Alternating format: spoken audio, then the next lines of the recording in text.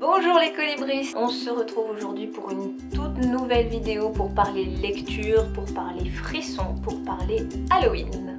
Le but de cette vidéo est de vous présenter quelques petites pistes et idées lecture pour Halloween. Et on commence cette sélection avec La triste fin du petit enfant huître et autres histoires de Tim Burton aux éditions 10-18. Recueil de nouvelles et de poésie où l'on retrouve l'univers Tim Burton, tantôt amusante, tantôt un peu glauque et macabre. On retrouve sur les 122 pages de ce recueil une version française et une version anglaise agrémentée de petites illustrations décalées, amusantes, où l'on retrouve totalement la patte de l'auteur avec ses personnages complètement décalés, parfois loufoques, avec ses grands yeux. Plus à destination d'adultes ou de grands enfants déjà initiés aux ambiances sombres et un peu dures. Pour les adeptes de maisons hantées, La Maison des Oubliés de Peter James aux éditions Pocket sera parfait pour vous. Frisson garanti. On retrouve les grandes lignes des histoires de maisons hantées. Une famille qui s'installe dans un charmant manoir en apparence, mais ils ne sont clairement pas les bienvenus. Si vous voulez vous faire peur en lecture pour Halloween, foncez. On ne présente plus Stephen King de Shining en passant par Cimetière ou encore ça. Attention, jeu de mots, c'est le king du roman d'horreur. Il ne sert plus à grand chose de le présenter. Si vous voulez frissonner pour Halloween, lisez du Stephen King, vous ne serez pas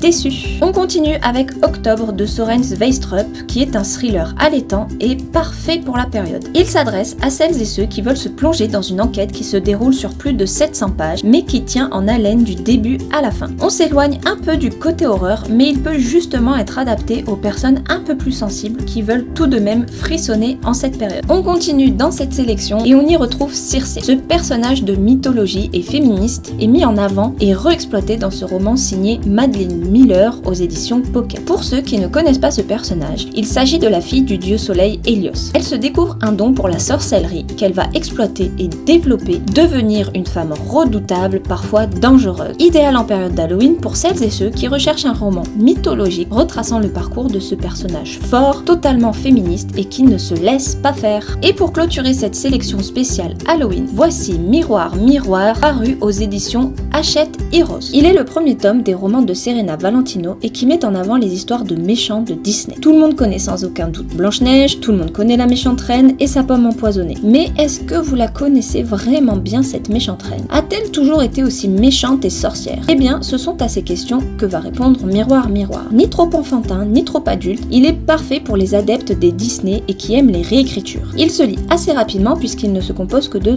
200 pages. Et si le cœur vous en dit, vous pouvez découvrir les autres tomes qui mettent en avant Ursula, la Bête ou encore Mère Gothel. Et puis cette couverture est juste magnifique. Cette sélection spéciale Halloween est terminée. Retrouvez-nous sur le blog pour d'autres sélections littéraires. Je vous mets tous les liens en barre d'infos. Nous, on se retrouve dans une prochaine vidéo. À bientôt les colibris!